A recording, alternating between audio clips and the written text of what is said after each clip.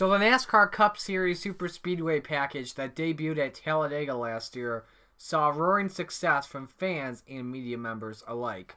We saw more passes than in previous NASCAR Cup Series Superspeedway races, drafting being relied on, 3 wide packs in the final laps of the race, and exciting finishes.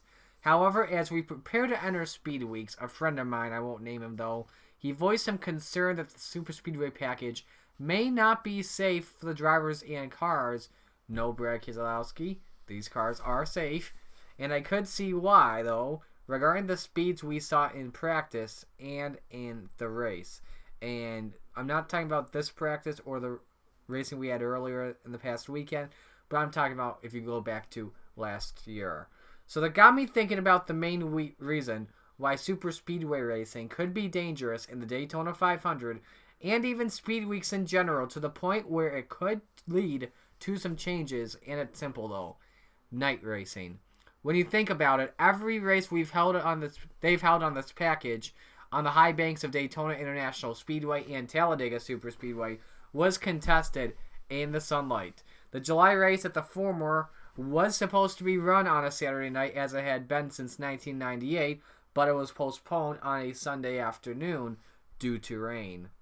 When Speedweeks arrives, though, this package will be seen under the lights for the first time ever in the Blue-Green Vacations duels on Thursday, February 13th, and then again on Sunday, February 16th after in the 62nd running of the Great American Race. Green flag time next Sunday is the same as it was last year at 2:30 p.m. Eastern Time, and the race ended under the lights last year, as it has in other recent years as well. It would have ended just after sunset, but we had numerous late wrecks and red flags which led to the nighttime ending. For night races in general, though, the air temperature goes down. When the air temperature goes down, the track temperature goes down. And when you have a cooler track, the speeds will increase. In the second practice of last year's Coke Zero Sugar 400, we saw speeds top nearly 206 miles per hour in the draft. Just imagine what those speeds are going to be like Thursday night, as well as the final laps of the main event next Sunday. With faster speed as well comes more turbulence and dirty air, which will also cause these hood flaps to fly off. It was a common issue in the races at Talladega last season, specifically the October playoff race, and the flaps are meant to keep the cars on the ground like the roof flaps. It's worth noting as well that in practice for the April race at Talladega back in 2018, Jamie McMurray had the fastest lap of about 204 miles an hour. A half a lap later, car went upside down. NASCAR then altered the package before the race took place 2 days later.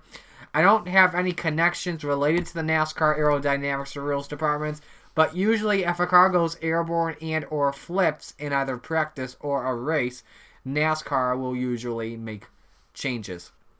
Outside the concern, though, I'm looking forward to the rest of Speedweeks, not just because of the new package, but because of the silly season driver lineup changes we saw headed into 2020, as well as the basic fact that it's the first race of the new season. But this offseason is almost officially over. I can't wait for the Daytona 500.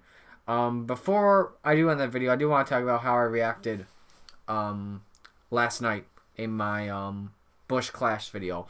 So I kind of feel like I may have overreacted at first because the fact that it is a preseason exhibition race, and I do understand, cars are going to wreck. There's no way we're never going to figure out a way how to make these cars not wreck it. Absolutely.